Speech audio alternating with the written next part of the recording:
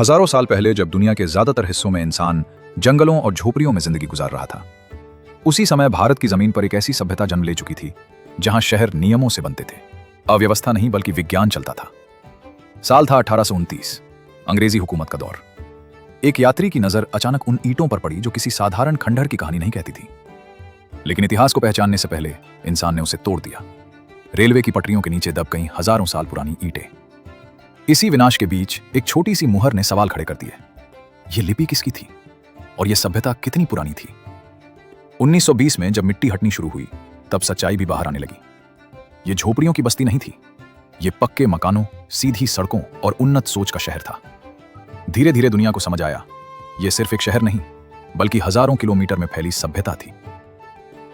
समुद्र के किनारे बना यह डॉकयार्ड बताता है कि हड़प्पा के लोग सिर्फ जमीन के व्यापारी नहीं थे, लेकिन इस कहानी की जड़ें और भी पुरानी हैं।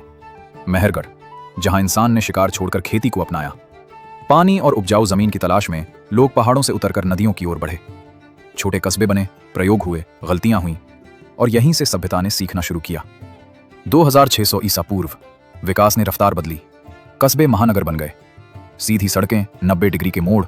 यह दुनिया का पहला ग्रिड सिस्टम था।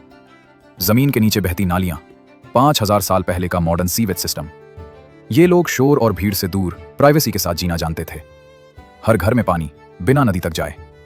और इंजीनियरिंग का शिखर, ग्रेट बाथ, दुनिया का सबसे पुराना वाटरप्रूफ स्ट्रक्चर, विशाल अन्नागार, ताकि शहर कभी भूखा न सोए।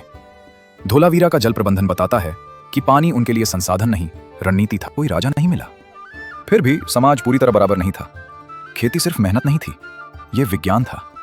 दुनिया को कपास देने वाला पहला किसान यहीं पैदा हुआ। इनकी रसोई में सिर्फ पेट नहीं, स्वाद भी बसता था।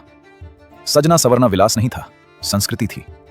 डांसिंग गर्ल, ये मूर्ति नहीं, एक सभ्यता की आत्मा है।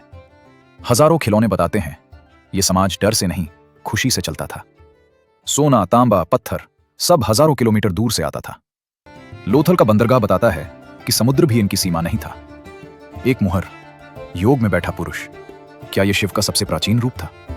धरती मां की पूजा, जीवन को जन्म देने वाली शक्ति का सम्मान। मृत्यु अंत नहीं थी, शायद एक नई यात्रा की शुरुआत। फिर एक दिन ये शहर थकने लगे, नदियां सूखी, बारिश ने मुंह मोड़ लिया।